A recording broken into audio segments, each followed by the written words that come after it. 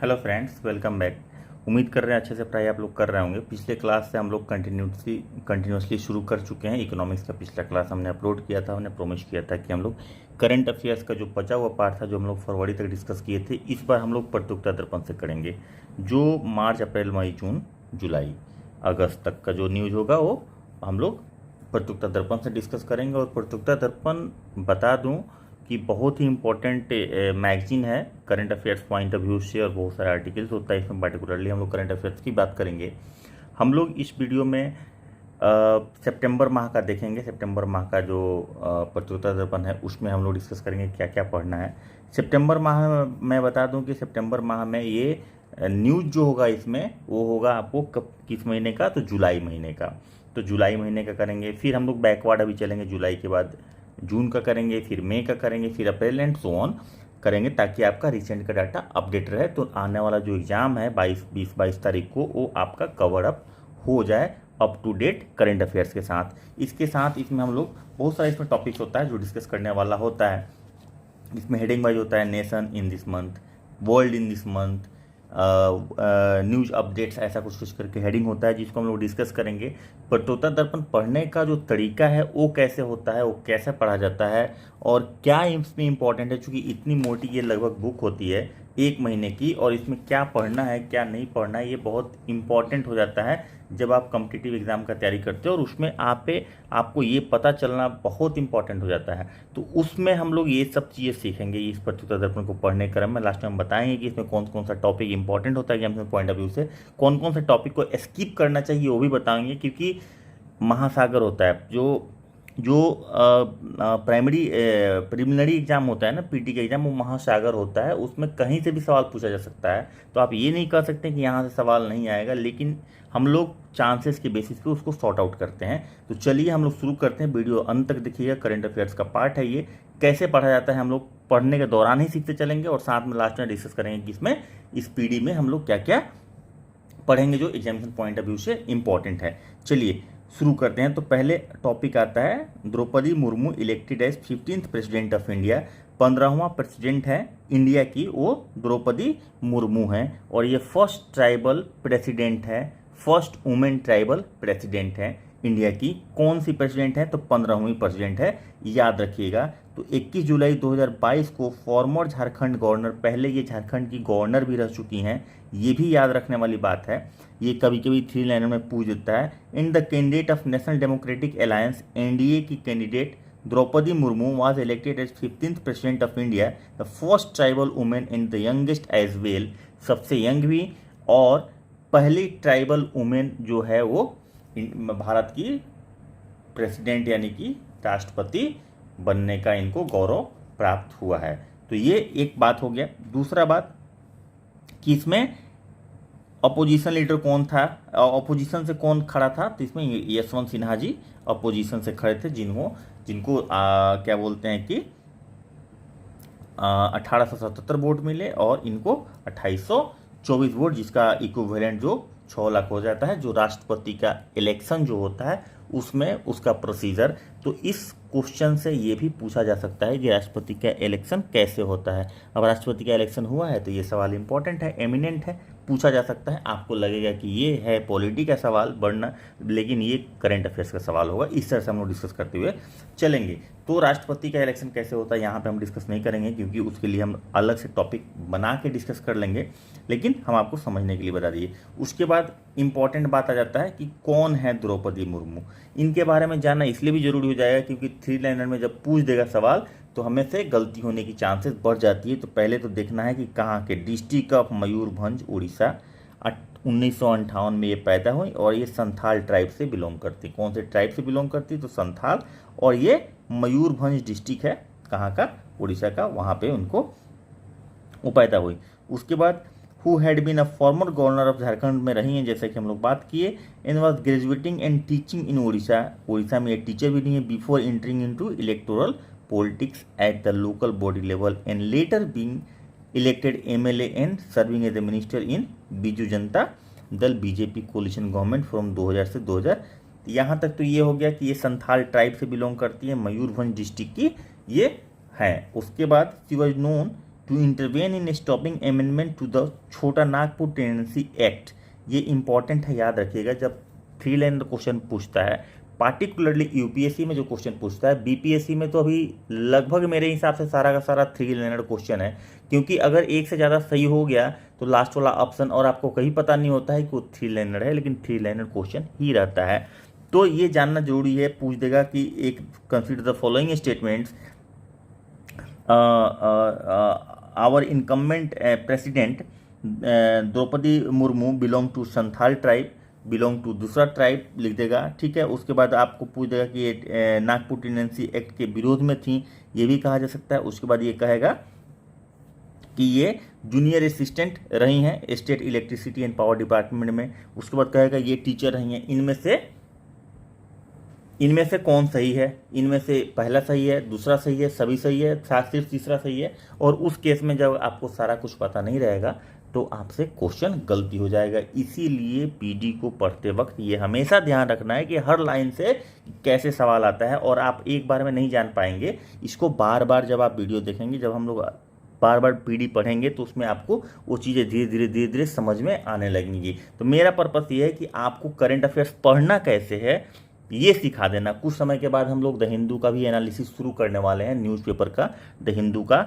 हम लोग द हिंदू का मतलब प्रॉपर डिटेल पढ़ाएंगे, उसको समझाएंगे, उसको उसके कंटेंट में से क्या इंपॉर्टेंट है वो भी डिस्कस करेंगे आने वाले दिनों में। लेकिन फिलहाल अभी शॉर्ट नोटिस में हमें कंप्लीट करना है सारा का सारा करंट अफेयर्स को, और बाकी जो चीज़ें बची हुई है उसको कंप्लीट करना है। इसलिए तो ये ध्यान रखना है कि सवाल कैसे पूछा जा सकता है। तो ये हमें इसमें 3-4 सवाल बनता है कि ये 15वीं प्रेसिडेंट है भारत की, और ये यशवंत सिन्हा इनके अगेंस्ट में खड़ा थे। उसके बाद ये इंडिया कैंडिडेट हैं। उसके बाद ये संथाल ट्राइब से बिलोंग करती हैं, उड़ीसा की हैं, मयूरभंज डिस्ट्रिक्ट की है। और ये आपको पहले जो छोटा नागपुर टेनेंसी एक्ट था उसके अगेंस्ट में भी ये खड़ी हुई थी, इन्होंने रोका था। उसके बाद इन्होंने जूनियर असिस्टेंट का भी काम किया है state irrigation and power department में। उसके बाद ये टीचर भी रही हैं Shri Aurobindo integral education centre में रही हैं। तो इतना सब चीज़ें आपको पता होनी चाहिए। अगर इसमें से घुमा के पूछे तो आपसे छूटना नहीं चाहिए। She was involve in politics from Rairangpur and join the Bharatiya Janata party. कब ज्वाइन की ये इंपॉर्टेंट उतना नहीं है, लेकिन इसके बाद यहाँ पे आई इन 2015 miss Murmu was appointed governor of Jharkhand. तो कब गवर्नर बनी? तो 2015 में गवर्नर बनी थे Mrs Murmu, and she holds the record being the only governor of Jharkhand till date to complete a full tenure. अब आपसे एक सवाल ऐसे पूछेगा कि बताइए कि झारखंड की वो कौन सा गवर्नर रहा है या रही है जिसने अपना फुल टर्म पूरा किया है। ठीक है, तो आपको क्या लगेगा कि आप अगर आप बीपीएससी की एग्जाम में ऐसा सवाल पूछा जाता है तो आपको क्या लगेगा कि ये झारखंड का सवाल हमें से क्यों पूछा जा रहा है? हमें तो बिहार के सवाल से मतलब है। एक्चुअली वो झारखंड का सवाल नहीं है, वो प्रेसिडेंट ऑफ इंडिया के बारे में पूछा जा रहा है। और प्रेसिडेंट ऑफ इंडिया चर्चा में आई हुई थी क्योंकि इलेक्शन हुआ है, इसलिए वो सवाल इंपॉर्टेंट हो जाता है और वहाँ पे द्रौपदी मुर्मू जी का नाम आ जाएगा। तो being the only governor of Jharkhand till date to complete the full tenure, बहुत इंपॉर्टेंट सवाल है। इसको झारखंड का सवाल नहीं समझा जाए, इसको समझिए कि ये प्रेसिडेंट ऑफ इंडिया के बारे में करंट अफेयर्स का सवाल है, पूछा गया है। On the 21 July 2022 she was elected as 15th president of India, the first tribal women in the second women. तो यहाँ भी एक सवाल है कि पहला ट्राइबल वुमेन प्रेसिडेंट बनी है, और वुमेन में देखा जाए तो सेकंड बनी है क्योंकि प्रतिभा देवी सिंह पाटिल इसके पहले रह चुकी हैं। तो वो कौवा प्रेसिडेंट थी, तो वो 12वीं प्रेसिडेंट थी। याद रखिएगा, भारत की 12वीं प्रेसिडेंट पहली महिला प्रेसिडेंट थी, और 15वीं दूसरी महिला प्रेसिडेंट है जो ट्राइबल भी है। तो ये आपका हो गया प्रेसिडेंट ऑफ इंडिया से। इसमें पढ़ने लायक जो चीज़ें हैं वो हमें इलेक्शन ऑफ प्रेसिडेंट एक देखना होगा, जो हम लोग अलग से देख लेंगे। उसके बाद आगे चलते हैं। Prime minister unveils national emblem cast on the roof of the new parliament. नया पार्लियामेंट का बिल्डिंग बन रहा है, हम लोग सब जानते हैं। इसमें बहुत चर्चा भी हुआ था कि ये जो एम्बलम है इसका स्ट्रक्चर, डिज़ाइन, ये सब चीज़ें चेंज हो गई है। तो बहुत सारा कंट्रोवर्सी भी हुआ था। उसी के क्रम में ये जब इंस्टॉल हो रहा था जुलाई में, तो उसमें न्यूज़ में आ रहा था, आप लोग सुने होंगे या देखे होंगे, न्यूज़ पेपर में पढ़े होंगे। तो नए पार्लियामेंट की बिल्डिंग में इसको इंस्टॉल किया जा रहा है। आप लोग ये पढ़ लीजिएगा। कंटेंट मुझे पढ़ना बहुत इंपॉर्टेंट नहीं लग रहा है, जहाँ पे इंपॉर्टेंट है वहाँ पे मैं बात करूँगा कि सवाल यहाँ से क्या पूछेगा। तो पहले तो नया जो बिल्डिंग बन रहा है उसमें इसको इंस्टॉल किया गया है, उसके बारे में पूछेगा। India national emblem has been adopted from the lion capital of Ashok Sarnath. अब सारनाथ के लायन कैपिटल से लिया गया है, अशोक के लायन कैपिटल से लिया गया है किसको, एम्बलम को, भारत के नेशनल एम्बलम को, ठीक है। और सारनाथ कहाँ पड़ता है, तो उत्तर प्रदेश में पड़ता है। अब बिहार मत समझ लीजिएगा, कभी कभी कंफ्यूजन में लोग सारनाथ को बिहार भी समझ लेते हैं, तो बिहार नहीं समझिएगा, उत्तर प्रदेश में पड़ता है। The use of emblem is regulated by state emblem of India rule 2007। तो यूज ऑफ एम्बलम जो है उसको रेगुलेट कैसे होता है, तो state emblem of India act जो है, रूल है 2007, उसके द्वारा रेगुलेट होता है। और मेजोरिटी में use by public authority of the country. The lion capital of Ashok preserved at Sarnath museum Varanasi belong to 250 BC which was excavated by Frederick Oscar Oertel in 1905। तो ये इम्पॉर्टेंट बात है कि जब हम एम्बलम की बात करेंगे तो एम्बलम से जुड़ा हुआ हर चीज़ आएगा। अब हमारे नए पार्लियामेंट बिल्डिंग में एम्बलम नया लगाया जा रहा है जो लगभग 6-6.5 मीटर का हाइट का है, तो उससे संबंधित, एम्बलम से संबंधित उसकी ओरिजिन क्या है, उसका हिस्ट्री, उसका ज्योग्राफी, उसका पास्ट, उसका प्रेजेंट, उसका एवरीथिंग हमें देख के जाना पड़ेगा। और उस क्रम में आपको एक तो निकल गया कि ये कहाँ से लिया गया है, सारनाथ कैपिटल, अशोक का सारनाथ से लिया गया है, लायन कैपिटल ऑफ सारनाथ वहाँ से लिया गया है। और एम्बलम को state emblem of India rule 2007 के द्वारा रेगुलेट किया जाता है, पब्लिक अथॉरिटी के द्वारा यूज किया जाता है।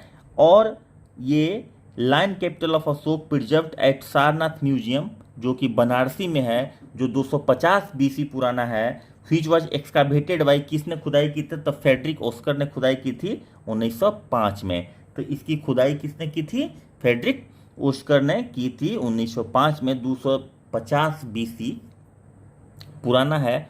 तो ये आपको लगभग अभी 2022 चल रहा है, 250 उसमें ऐड कर लिए तो 2250 77 2077 कितना हो गया, इधर 2000 साल हो गया और उधर 250 साल, तो 2250, तो 2277 साल का लगभग पुराना ये है, ठीक है। तो ये बनारसी में है। उसके बाद आप आ जाइए, the lion capital has 4 Asiatic line. कौन से लाइन है, तो 4 एशियाटिक लाइन है, एशियाटिक लाइन है, that are standing on the circular abacus back to back facing 4 cardinal direction representing pride, courage, confidence and power. चारों शेर जो है 4 दिशाओं में देख रहा है और जो रिप्रेजेंट करता है pride, courage, confidence and power को रिप्रेजेंट करता है। 4 dharma chakra are corresponding to the lion bust separated by 4 animal. 4 animal कौन सा है, गैलोपिंग हॉर्स है, उसके बाद बुल है, उसके बाद एलिफेंट है और लायन है। और उसमें आपको एक मोटो है सत्यमेव जयते का, मतलब कि ट्रम्प, ट्रूथ एलोन ट्रम्प, इसका मतलब होता है। और सत्यमेव जयते जो लिया गया है वो देवनागरी स्क्रिप्ट में लिखा हुआ रहता है, ठीक है। The motto has been taken from Mundaka Upanishad से लिया गया है। तो सत्यमेव जयते कहाँ से लिया गया है, अगर ये सवाल पूछेगा तो बोलिएगा आप क्या कि ये हिस्ट्री का सवाल है। हिस्ट्री का सवाल नहीं है, ये करंट अफेयर्स का सवाल है। क्योंकि सत्यमेव जयते ही वर्ड क्यों पूछा गया, वंदे मातरम क्यों नहीं पूछा गया, है कि नहीं।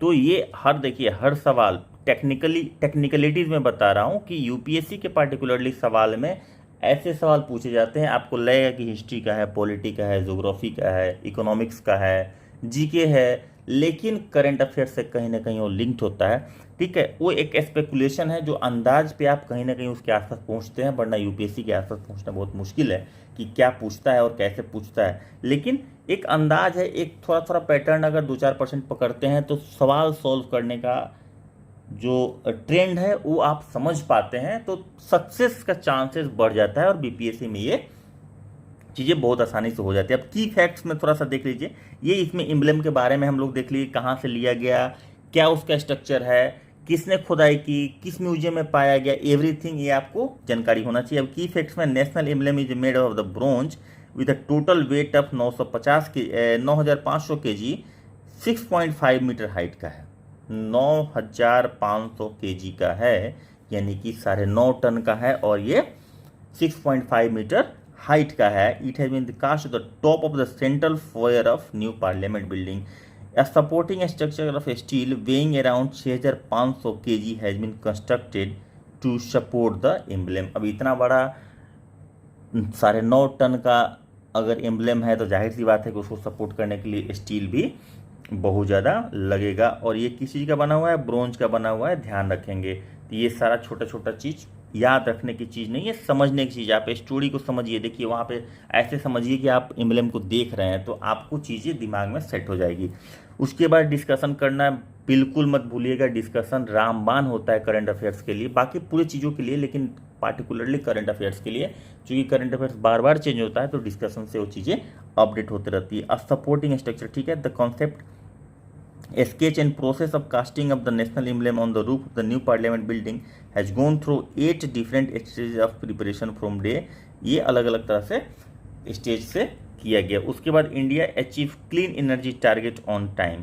तो क्लीन एनर्जी टारगेट का जो टाइम अचीव किया है वो क्लीन एनर्जी का जो टारगेट था उसे टाइम से पहले अचीव कर लिया है इंडिया, ऐसा इसमें कहा जा रहा है। तो इसमें से सवाल, जैसे एम्बलेम से सवाल किस तरह का आएगा, इसमें से भी सवाल किस तरह का आएगा ये भी समझना जरूरी है।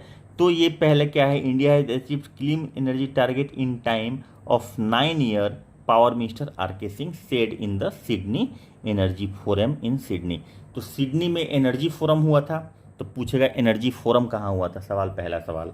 तो कहाँ हुआ था? तो सिडनी में हुआ था। अब एनर्जी मिनिस्ट्री, पावर मिनिस्टर पूछेगा नहीं, जनरली नहीं पूछता है इतना आसान सवाल कि पावर मिनिस्टर कौन है, आप फटाक से बता दीजिएगा आर.के. सिंह है। लेकिन ये जरूर पूछ सकता है कि एनर्जी फोरम कहाँ हुआ था भाई, तो एनर्जी फोरम सिडनी में हुआ था, ठीक है। उसके बाद पूछ देगा कि सिडनी ऑप्शन नहीं रहेगा, मान लीजिए कि कोई कंट्री का नाम है, या 4 कंट्री का नाम दे दिया, तो ऑस्ट्रेलिया में है सिडनी, आप लोगों को पता है। तो ये एक सवाल। दूसरा सवाल ये हो गया, India has installed 162 gigawatt, 1 gigawatt में 1000 मेगावाट होता है, ऑफ रिन्यूएबल एनर्जी, ठीक है। और ये capacity which is 41% of the 402 megawatt of electricity. तो 402 गीगावाट है, मेगावाट नहीं है। 402 गीगावाट इलेक्ट्रिसिटी का 41% होता है 162 गीगावाट, यानी कि हमने 162 गीगावाट जो इलेक्ट्रिसिटी है वो रिन्यूएबल सोर्स से पैदा करने का कैपेसिटी हमने हासिल कर लिया है। यानी कि अपने एनर्जी रिक्वायरमेंट का, चाहे ऐसे बोलेंगे कि एनर्जी के प्रोडक्शन का जो 402 गीगावाट है उसका हम लोग 41% जो है रिन्यूएबल सोर्स से ले रहे हैं। India reach this target on November 2021 and what our prime minister did was ask us to raise our ambition and so in Glasgow। ये ग्लासगो में क्या हुआ था? ग्लासगो में United nation conference of parties को, COP का full form याद रखिएगा, बहुत इंपॉर्टेंट है। इसलिए बोलते हैं वीडियो आप लोग बीच में स्किप मत कीजिए, कुछ छूट जाता है। और होता क्या है कि कुछ इंपॉर्टेंट चीज़ें बीच में जो सवाल बनने वाली है छूट जाती है, और उसमें आप लोगों को क्या लगता है कि ये छूट गया, और या फिर ये पता ही नहीं चला, या फिर ये पढ़ाया नहीं गया, पढ़ाया सब कुछ गया था। ये फुल फॉर्म अब हम कहीं लिख रहे नहीं रहे हैं, ध्यान रखेंगे आप लोग, इसलिए वीडियो स्किप मत कीजिएगा, सब्सक्राइब करना बिल्कुल मत भूलिएगा। United nation COP, conference of party 21, ठीक है। तो ये ग्लासगो में हुआ था। ये किस पे? पेरिस क्लाइमेट एग्रीमेंट जो था, पेरिस क्लाइमेट एग्रीमेंट कब हुआ था? 2015 में हुआ था, अगर आप लोग को पता होगा तो ठीक है, वरना जान जाइए 2015 में हुआ था। उसमें नेशनली डिटरमाइंड कंट्रीब्यूशन एक टर्म यूज़ किया गया था। उसमें था कि अपना कार्बन आउटपुट, कार्बन डाइऑक्साइड का जो उत्सर्जन है वो कितना से कंट्रोल करना है, सारे कंट्री को अपना कमिटमेंट देना था।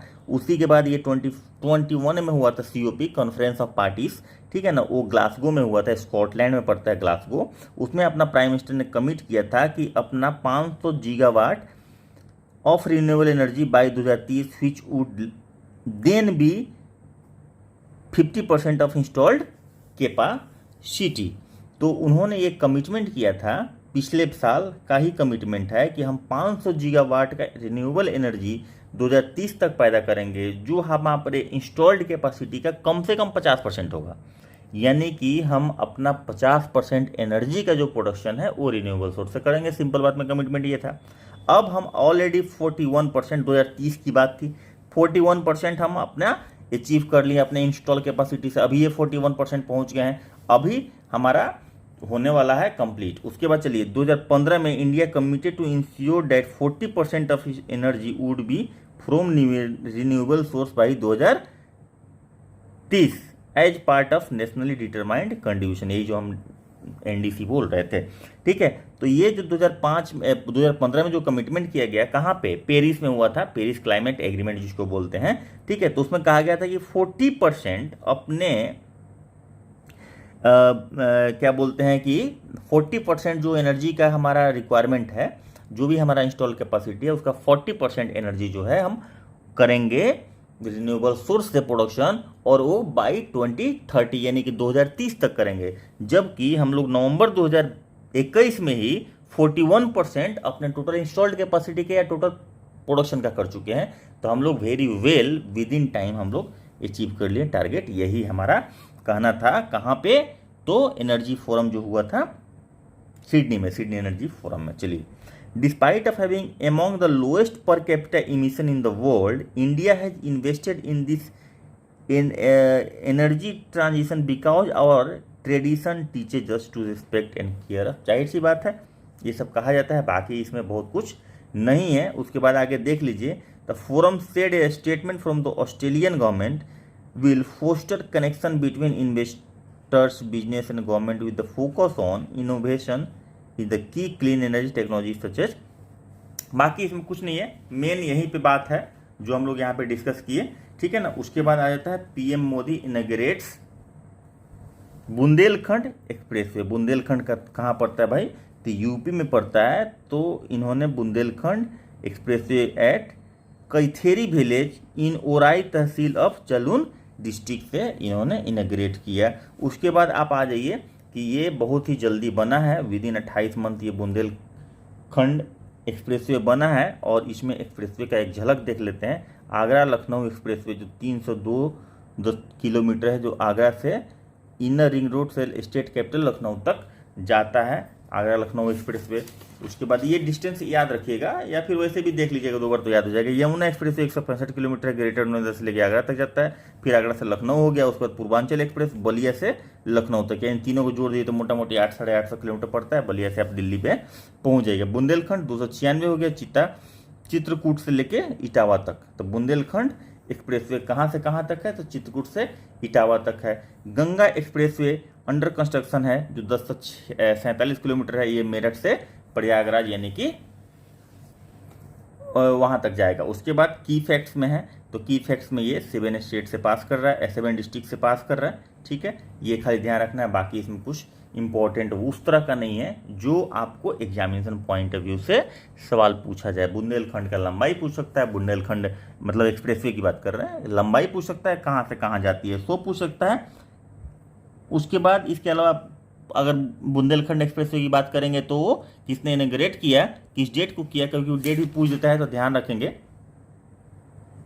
क्या बोलते हैं कि 29 फरवरी 2020 को ये किया गया था, शिलान्यास किया गया था, इसका फाउंडेशन स्टोन लाया गया था। और 28 तारीख को 28 महीना में इसने अपना काम कंप्लीट कर लिया। उसके बाद defence minister launch Y3023 Dunagiri इन रिवर हुगली। ठीक है, तो ये एक प्रोजेक्ट है जिसको लॉन्च किया गया। इसमें आपको शिप बिल्डिंग का काम किया जाएगा। On July 15 to 2022 defence minister Shri Rajnath Singh launched Y3023 Dunagiri under the project 17A frigate build by Garden Reach Ship Builders Limited. हाँ, तो इसमें क्या है कि project 17A frigate build by Garden Reach Ship Builders Limited जो है वो गार्डन रिच में है, शिप का बिल्डिंग होता है, into the Hooghly river Kolkata में है, जो जिसमें ही एक्चुअली इसका कंस्ट्रक्शन होता है। P17A frigates are follow on class of P17A Shivalik class. Shivalik class का फॉलो अप फ्राइगेट कौन सा है, तो P17A, तो ये कौन सा क्लास था शिवालिक का, तो P17, ये याद रखेंगे, ठीक है ना। फ्राइगेट्स विथ इम्प्रूव स्टील फीचर, इसमें फीचर्स क्या क्या है, फ्राइगेट मतलब कौन सा फ्राइगेट, तो P17, P मतलब प्रोजेक्ट एक्चुअली, P17A फ्राइगेट में कौन कौन सा फीचर है, तो ये है स्टील फीचर है, मतलब छुप के काम करने वाला, एडवांस वीपन सिस्टम है और सेंसर लगा हुआ है और प्लेटफॉर्म मैनेजमेंट सिस्टम इसमें है। 7 P17A frigates are under various stage of construction, यानी कि 7 बन रहा है एट मजगांव डक लिमिटेड, ये मुंबई में है, GRAC जो है कोलकाता में है, गार्डन रेज शिप बिल्डर्स, ठीक है। उसके बाद Dunagiri would be a world class steel frigate with the multi dimension capacity. Dunagiri जो अभी इस प्रोजेक्ट के थ्रू बन रहा है, प्रोजेक्ट 17A के through. About the project 17A, इसमें आप देख लीजिए, ये मोटा मोटी आपको एक आइडिया मिल जाएगा। इसमें crew of the project 17A में 150 है, including 35 officer. Type of the project 17A, ये गाइडेड मिसाइल से संबंधित है। हालांकि इसमें से बहुत सारा टेक्निकल सवाल पूछेगा नहीं, इसमें से जो सवाल बनता है वो P17A क्या है, ठीक है। तो ये एक शिप बिल्डिंग का प्रोजेक्ट है, ठीक है ना। वो शिवालिक क्लास को कंटिन्यूएशन में इसको बनाया गया था P17A, जो शिवालिक क्लास था। उसके बाद ये आपका हो गया प्रोजेक्ट 17A फ्राइगेट जो दूनागिरी हो गया। उसके बाद इसमें डिटेल सारा दिया हुआ है, ये बहुत ज़्यादा इंपॉर्टेंट नहीं है। एक टारगेट था इसमें सागर, फुल फॉर्म एक आप पूछ सकता है, security and growth for all in all regions, ये हम पढ़ के सुना देते हैं। Security challenges in the Indian Ocean region and the Indo Pacific are constantly increasing in order to achieve the prime minister vision of Sagar. Sagar का full form क्या था, तो security and growth for all in the region and to protect preserve and promote India national maritime interest. Maritime interest मतलब कि समुद्र में हमारा जो भी इंटरेस्ट है उसको प्रिजर्व और सुरक्षित करने के लिए इंडियन नेवी और बाकी सब चीज़ों को इसमें इन्वॉल्व किया जाता है। चलिए ठीक है, तो यहाँ पे ये सागर एक फुल फॉर्म है। ये दूनागिरी रिवर हुगली में जो फ्राइगेट शुरू हो रहा है उसका लॉन्च हुआ, उसका नाम था Y3023, ये याद रखने वाली चीज़ है। उसके बाद इसमें कुछ नहीं है। नेक्स्ट आता है with association of K phone Kerala become the only state to have own internet service in India. तो के फोन एक क्या है, के फोन को समझना पड़ेगा कि के फोन क्या है और इसे सवाल क्या पूछेगा। हमें कुछ भी पढ़ेंगे तो हमें ये ध्यान रखना है कि सवाल क्या पूछेगा एग्जाम में, क्या एग्जामिनेशन पॉइंट ऑफ व्यू से इंपॉर्टेंट है, इस पॉइंट ऑफ व्यू से हमें पढ़ाई करना है। तो चीफ मिनिस्टर पिनियारी विजयन कब जुलाई 14 को declare Kerala is the first and only state in the country to have its own internet service, ठीक है। तो स्टेट का अपना इंटरनेट सर्विस प्रोवाइड करने वाला कौन सा स्टेट, केरला, ठीक है। With the association of Kerala fibre optics network limited an ambitious IT infrastructure project of the government to make the internet accessible to everyone in the state receiving the internet service provider licence from department of telecommunication. तो ये जो Kerala fibre optical network limited जो है इसको licence मिला हुआ है। और अबाउट के फोन, तो के फोन में आप ऐसे समझ लिए, K FON is neither a telecom service provider nor a internet service provider but will set up a vendor neutral optical fibre network that will serve as the infrastructural backbone that can take high speed internet service to the public. मतलब K phone जो है ना वो service provider नहीं है, ना telecom ना ही internet service provider, ये इंफ्रास्ट्रक्चर प्रोवाइड करेगा जिससे कि पब्लिक को एक्सेसिबिलिटी हो जाएगी इंटरनेट की बहुत आसानी से। उसके बाद की फैक्ट्स में देख लेते हैं, इसमें जो इंपॉर्टेंट जहाँ सवाल पूछा जा सकता है। According to K FON, the K FON network functions as the strong foundation for all government to government, government to citizen and business to citizen interaction के लिए, मतलब ये नेटवर्क प्रोवाइड करेगा फाइनल, ठीक है ना। इसके अलावा इसमें कुछ भी इंपॉर्टेंट नहीं हो, के फोन और केरला फाइबर ऑप्टिक्स लिमिटेड ही है। के फोन क्या है, जैसे ऐसे एक सवाल आएगा, के फोन क्या है, व्हाट इज के फोन।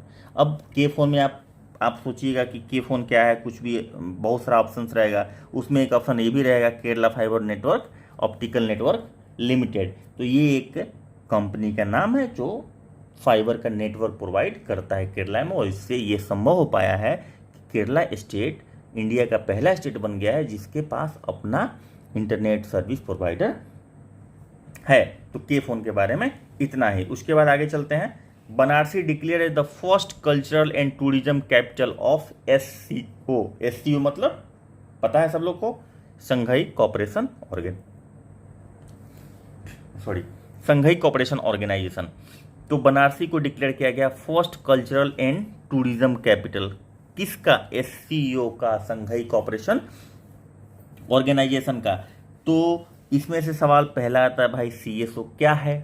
तो CSO एक ग्रुप ऑफ कंट्री है, एक ग्रुप ऑफ कंट्री है और ये इस्टेब्लिश हुआ था, हम बता दें पहले ही आपको, मतलब एक ब्रीफिंग हम दे रहे हैं, आप नोट कर सकते हैं, याद कर सकते हैं या वीडियो को रिवाइज करके दे सकते हैं कि CSO को 6 मेंबर स्टेट ने, मेंबर स्टेट की जब हम बात करते हैं तो मतलब कंट्री की बात करते हैं, ठीक है, तो मेंबर स्टेट्स ने बनाया था। सेंट्रल एशिया की 4 कंट्री थी और रसिया और चाइना। सेंट्रल एशिया की 4 कंट्री कौन कौन थी? तो कजाकिस्तान, किर्गिस्तान, उज्बेकिस्तान और ताजिकिस्तान। उसके बाद रसिया और चाइना। उसके बाद ज्वाइन किया 2017 में इंडिया और पाकिस्तान, तो 8 हो गया। और अभी ज्वाइन करने वाला है ईरान और बेलारूस, तो हो जाएगा 10। ये पहली बार स्टेब्लिश हुआ था ये ऑर्गेनाइजेशन 2001 में। चलिए अब आते हैं सवाल पे। तो अगले साल अभी CSO का उज्बेकिस्तान में होने वाला है क्या? CSO का मीटिंग होने वाला है सितंबर में, मतलब इस महीने में होने वाला है। और नेक्स्ट ईयर ये इंडिया में होने वाला है। तो नेक्स्ट ईयर ये इंडिया में क्या बन जाएगा? इंडिया इसका होस्ट करेगा। चलिए अब आते हैं सवाल पे कि CSO के बारे में आप समझ लिए।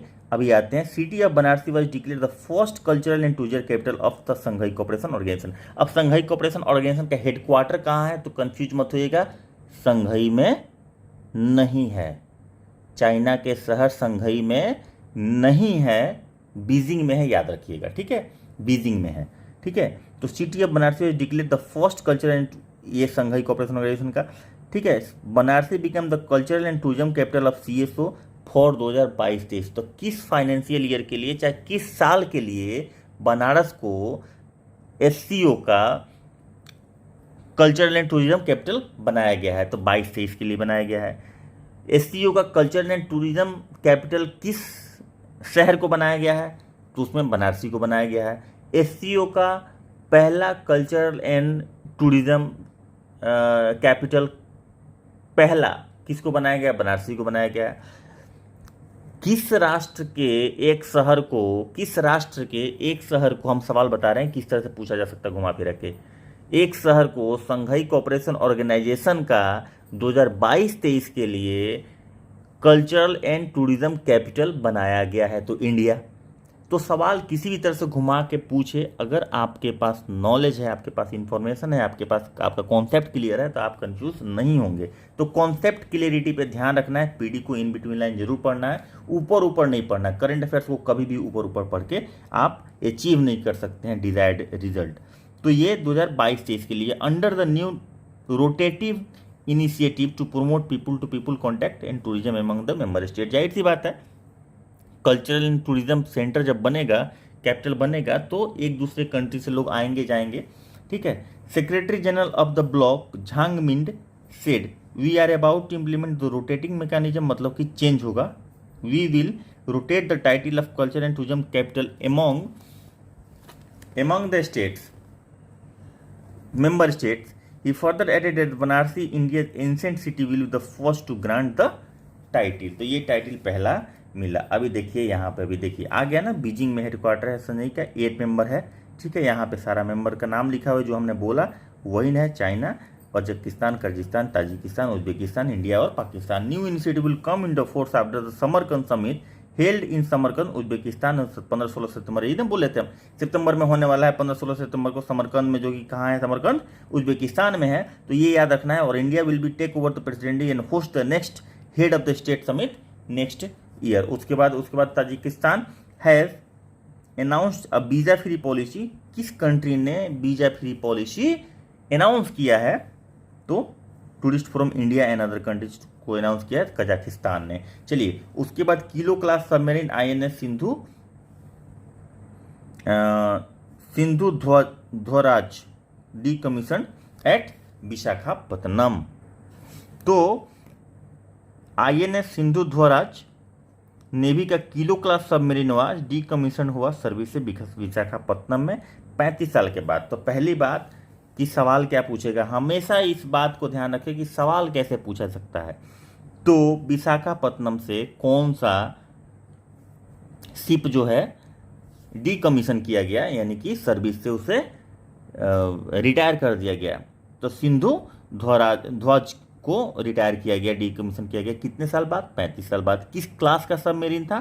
तो किलो क्लास का सबमरीन था, ठीक है ना। उसके बाद इसमें बहुत इंपॉर्टेंट कुछ भी नहीं है, ठीक है। आप पढ़ने के लिए पढ़ लीजिएगा, लेकिन इसमें बहुत इंपॉर्टेंट कुछ भी नहीं है। मुझे बहुत सारा टॉपिक कवर करना है, इसलिए मैं बहुत फास्ट चलूँगा, क्योंकि मुझे ये भी बताना है कि आपको सब कुछ नहीं पढ़ना, सब है, लेकिन इसमें इंपॉर्टेंट जो बात है, हमने देखिए सिंधु बी को ट्रांसफर किया गया था म्यांमार में 2020 में।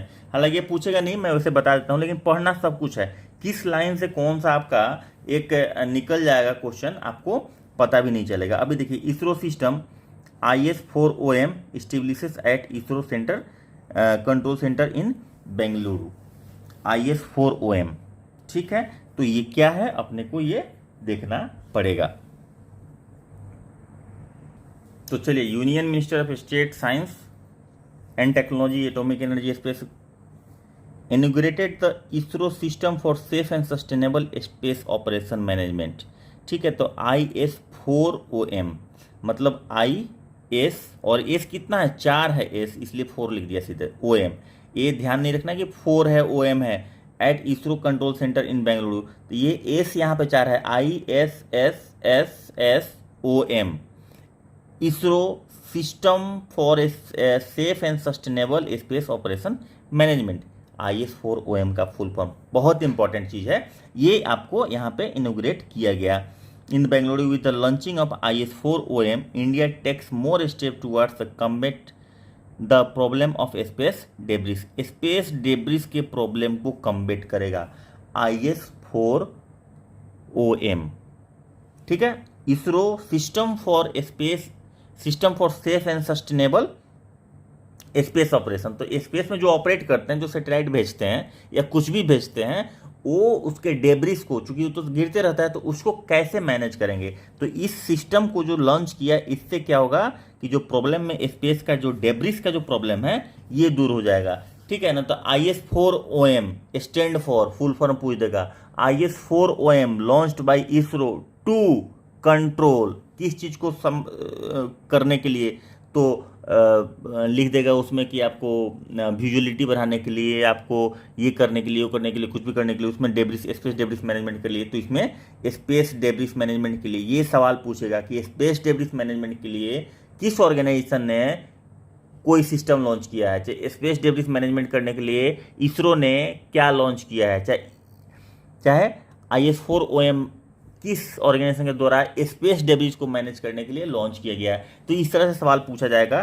तो ये इसमें से निकल के एक वर्ड आता है, हर वर्ड का अपना इंपॉर्टेंस है, इसलिए करंट अफेयर्स को मैंने ये शुरुआत इसीलिए किया है कि आप लोग, मैंने देखा कि बहुत लोगों को करंट अफेयर्स पढ़ने में प्रॉब्लम होता है, समझने में प्रॉब्लम होता है। पीडी को तो लोग एकदम समझ नहीं पाते हैं, न्यूज़पेपर समझ नहीं पाते हैं कि पढ़ना क्या है। पढ़ने के लिए उसमें बहुत कुछ होता है, लेकिन एक्चुअली एग्जाम में क्या पूछेगा, एग्जामिनेशन पॉइंट ऑफ व्यू से क्या पढ़ना चाहिए, किस तरह का सवाल बनता है, किस तरह से सवाल फ्रेम करते हैं, किस तरह से आंसर निकालते हैं, ये सब चीज़ों में कन्फ्यूज़न होती है बच्चों को, कैंडिडेट्स को। तो मुझे लगा कि क्यों नहीं मैं पीडी को अच्छे से क्लियर कर दूँ। इसके बाद हम लोग हिंदू के लिए नया चैनल प्रॉपर बनाने वाले हैं, द हिंदू न्यूज़पेपर ही सिर्फ डिस्कस किया जाएगा उस पर 2-3 घंटे में, और आपको रोज़ का रोज़ परफेक्ट कंटेंट मिलेगा पर डे। तो हम लोग देखेंगे, पहले इसे कंप्लीट कर ले, एग्जाम आपको दिलवाते हैं पहले, उसके बाद फिर उसको शुरुआत करेंगे।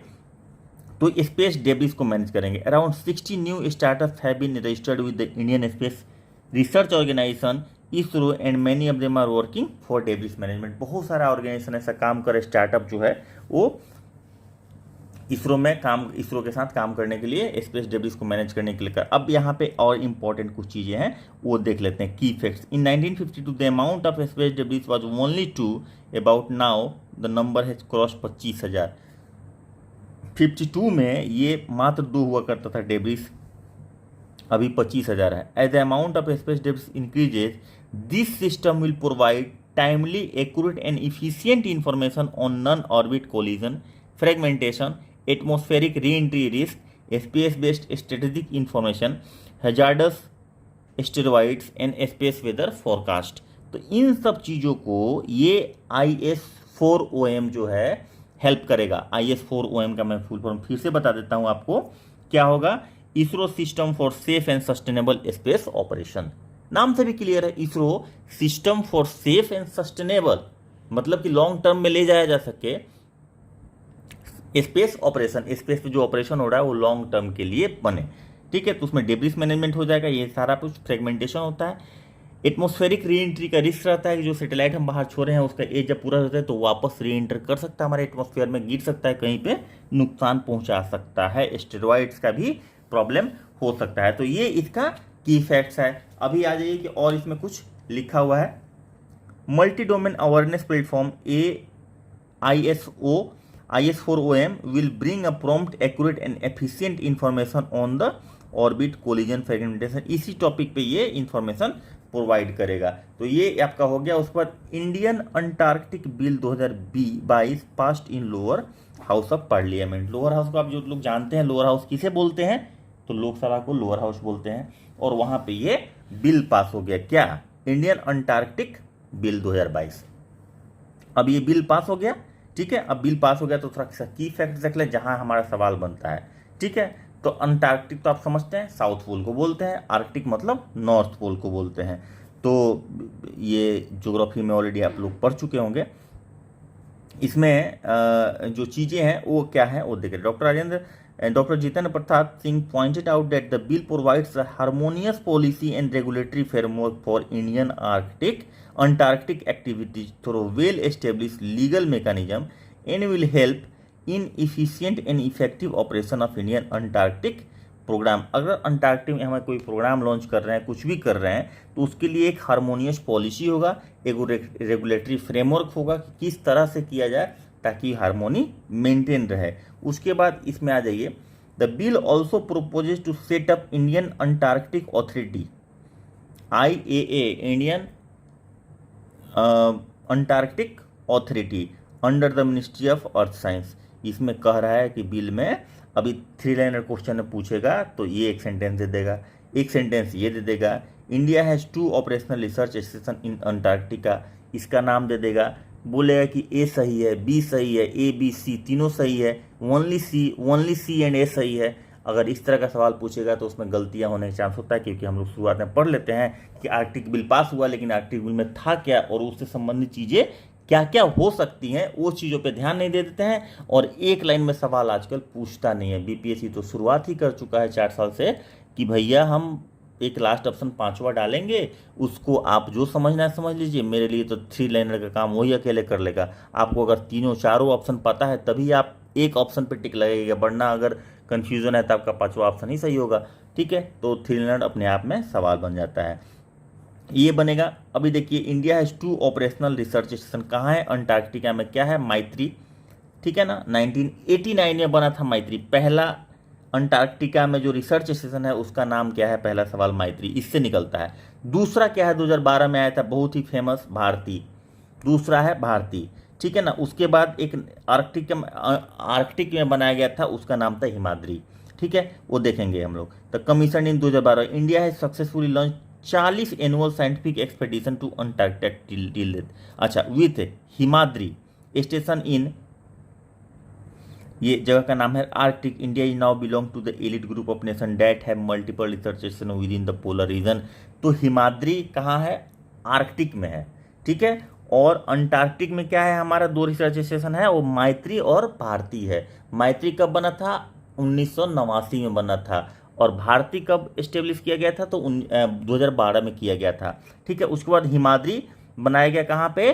तो आर्कटिक में बनाया गया। तो इस तरह से आप कह सकते हैं कि इतना सारा इन्फॉर्मेशन आपके दिमाग में रहना चाहिए। अब पूछेगा कि मैत्री क्या है, अब आप कंफ्यूज हैं भाई कहाँ से सवाल पूछ दिया। अगर ये पूछा भी तो हम कैसे जाने कि ये सवाल पूछेगा? तो ये सवाल इसलिए कि जब आर्कटिक बिल पास हुआ तो उसी से संबंधित है ये, तो कहीं ना कहीं उससे कनेक्शन होगा। यानी कि आज की डेट में जो भी सवाल पूछा जाता है, PPSC हो UPSC इन पार्टिकुलर, वो इस तरह से कोरिलेट करके पूछा जाता है कि वो कहीं ना कहीं उसका करंट अफेयर से कनेक्शन रहता है। मैं फिर से बोल रहा हूँ, तो ये आपका सवाल इसमें बन सकता है कि आर्कटिक बिल में क्या है। तो आर्कटिक बिल में रेगुलेटरी फ्रेमवर्क बनाने की बात की है, जिसमें आर्कटिक रीजन में हारमोनियस पॉलिसी के साथ काम किया जा सकता है, इफिशिएंटली काम किया जा सकता है, इंडिया के इंटरेस्ट में काम किया जा सकता है। इसके पहले बोलेगा कि इसमें बिल में भी बात की गई है कि इंडियन अंटार्कटिक अथॉरिटी बनाने की भी बात की गई है। उसके बाद मैत्री रिसर्च स्टेशन जो है जो अंटार्कटिक में हो वो 1989 में इस्टेब्लिश किया गया था, और भारतीय जो रिसर्च स्टेशन है वो भी अंटार्कटिक में है जो कि 2012 में इस्टेब्लिश किया गया था।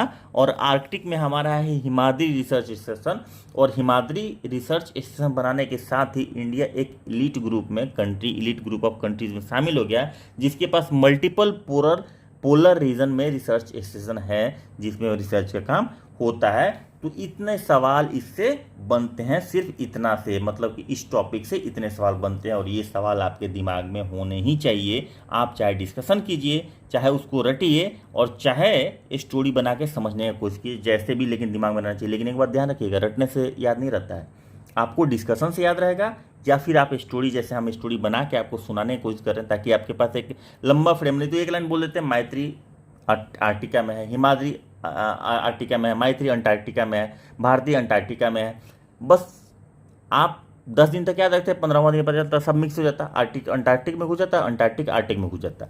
लेकिन आप जब कहानी जानते हैं उसके पीछे की, तो आप उन चीज़ों को नहीं बोलते हैं।